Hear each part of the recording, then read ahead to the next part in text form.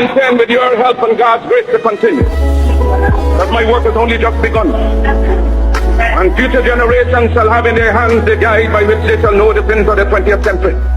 I know, and I know you too believe in time, but we shall wait patiently for 200 years if need be to face our enemies through our posterity. When my enemies are satisfied, in life I shall come back, or in death even to serve you as I serve before. In life I shall be the same, in death I shall be a terror to the world. If death has power, then count on me to be the real Marcus Garvey I would like to be. If I may come in an earthquake or a plague or a pestilence or as God would have me, then be assured that I shall never desert you and make your enemies triumph over you. Will I God not go to hell a million times for you? If I die in Atlanta, my work will only just then begin. For I shall live in the physical or the spiritual to see the day of Africa's glory. When I am dead, wrap the mantle of the red, the black, and the green around me. For in the new life I shall rise up with God's wisdom blessing to lead the millions of the heights and the triumph that you well know. Look for me in a world when there is storm. Look for me all around you. For in God's grace I shall come back with countless millions of black men and women who have died in America, those who have died in the West Indies, and those who have died in Africa, to aid you in the fight for liberty, freedom, and life. Any leadership that teaches you to depend upon another race is a leadership that will enslave you. Any leadership that teaches you to depend upon another race is a leadership that will enslave you. They gave leadership to our foreparents, and that leadership made them slaves. But we have decided to find a leadership of our own to make ourselves free men. Our great scholars have advanced through the colleges, the universities, have thrown away the blessed record. Babylon did it. Assyria did it. France under Napoleon did it. Germany under Prince von Bismarck did it. England under America under George Washington did it. Africa with 400 million black people can do it. If you cannot do it, if you are not prepared to do it, then you will die. You race of cowards, you race of imbeciles, you race of good for nothing. If you cannot do what other men have done, what other nations have done, what other races have done, then you have better die. The Negro is a man. We represent the new Negro. His back is not yet against the wall. We do not want his back against the wall because that would be a peculiar and desperate position. We do not want him there. It is because of this that we are asking for fair compromise. For the Belgians have control of the Belgian Congo, which they cannot use.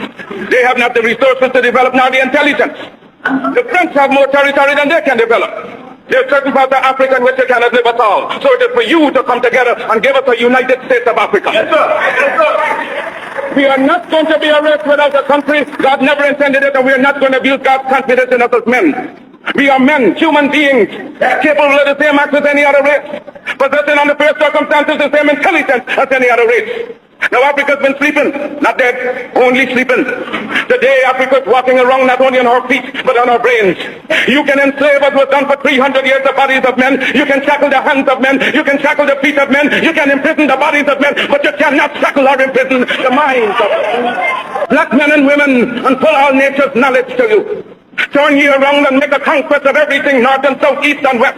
And then when you have wrought well, you will have merited God's blessing. You will have become God's chosen people, and naturally you will become leaders of the world. And as you bow down to the white man today, so a lot of races bow down to you and call you a race of masters because of the superiority of your mind and your achievements.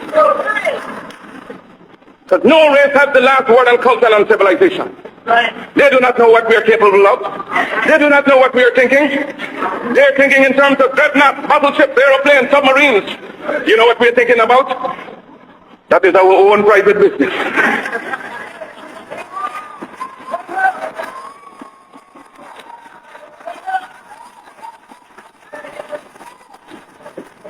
So give us credit for being able to use our minds. And with people becoming conscious of themselves, determined to use their minds, you do not know to what extent they can go.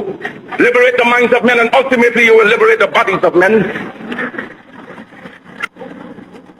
We love the white race, not for social fellowship, but for the common brotherhood of God intended we should live. What satisfaction can anyone get in being happy and see his brother wallowing in filth, dirt, and disease? How can you be happy living in luxury and your brother's living in disease? And then when you try to help the one out of the disease, the subtle culprit talks about disloyalty.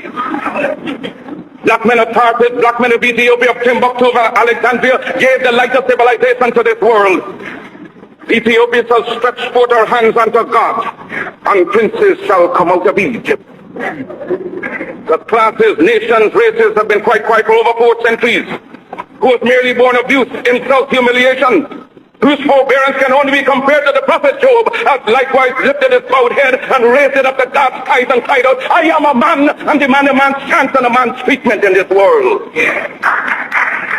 But I shall teach the black man, I shall teach the black man to see beauty in his own kind and stop bleaching his skin and otherwise looking like what he's not. God made man Lord of his creation, gave him possession and ownership of the world. And you have been so darned lazy that you have allowed the other fellow to run away with the whole world, and now he's bluffing you and telling you that the world belongs to him and that you have no part in it. I don't have to apologize to anybody for being black, because God Almighty knew exactly what he was doing when he made me black. If black people knew their glorious past, then they would be more inclined to respect themselves.